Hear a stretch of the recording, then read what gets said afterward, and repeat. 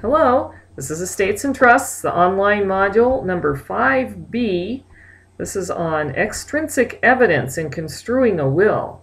We'll be looking at when we can and when we can't. So some of the objectives for today. You should, when we're done with all of this, you should be able to list situations in which extrinsic evidence may be used and explain the difference when you're talking about ambiguity between a patent and a latent ambiguity. Give some general rules for correcting or reforming a will when there's been a mistake. And finally, describe the direction that you think the law is changing regarding mistakes in wills. Okay, first, here's the general old rule. No extrinsic evidence except to resolve an ambiguity. And of course, it turns out there are two different types of ambiguity. A patent ambiguity is one that's obvious. It's one that's ambiguous on its face. And your casebook gives an example. I gave one of my two houses. We know just from reading that we don't know enough. On the other hand, there's a latent ambiguity, and that's one where you don't know it's an ambiguity until you look at something outside the will itself. So, for example, the will might say, my cousin in Urbana, and then it turns out that there are two cousins in Urbana. You can't tell that from the will. You also can't tell from the will whether they're talking about Urbana, Illinois, or Urbana, I don't know where the other one is. So there are a couple ways that could be ambiguous, but you don't know it's ambiguous until you look outside the will. That's a latent ambiguity. Now here's an interesting question. If we were going to allow extrinsic evidence in one case but not the other, in which case would you allow it? Would you allow extrinsic evidence when it's absolutely clear on the face of the will that there's an ambiguity and we don't know enough? Or would you allow it when we think we know enough looking at the will, but then it turns out we really don't?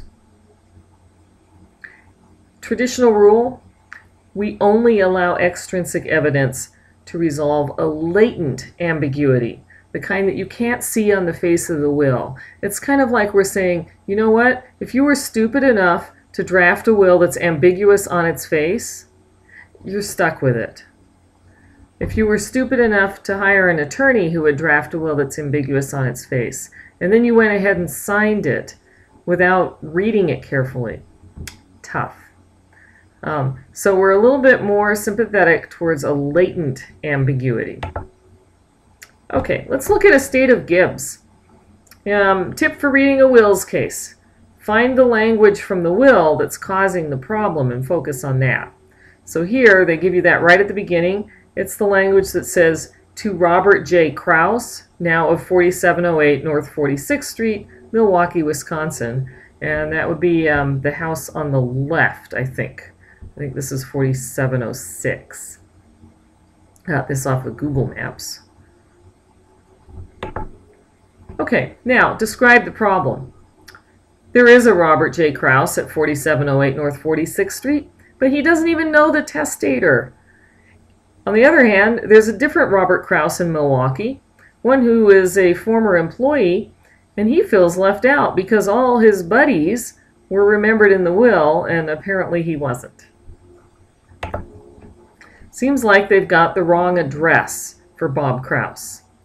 And in fact, if we go back and look at the attorney's files, the handwritten memos just say Bob, and they list him with the other former employees. And in fact, in an earlier version of the will, the address just said Milwaukee, Wisconsin. Who supplied the street address that was added in the 1957 version? Well, now, next thing for reading one of these cases, articulate the rules. What are the rules that the court feels it has to work with? And here is a quotation from the case.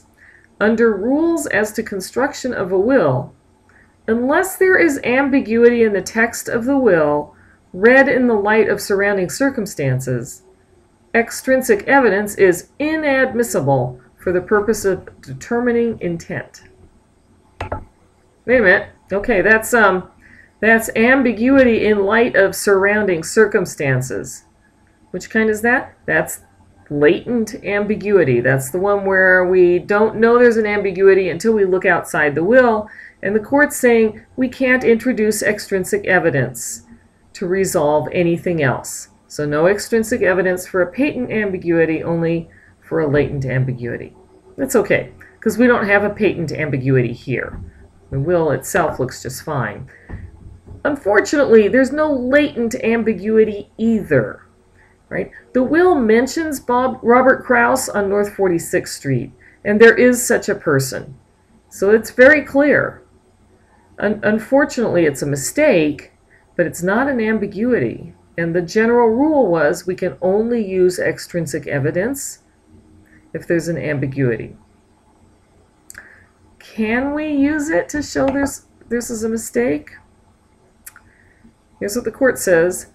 The terms of the bequest exactly fit appellant and no one else. There is no ambiguity.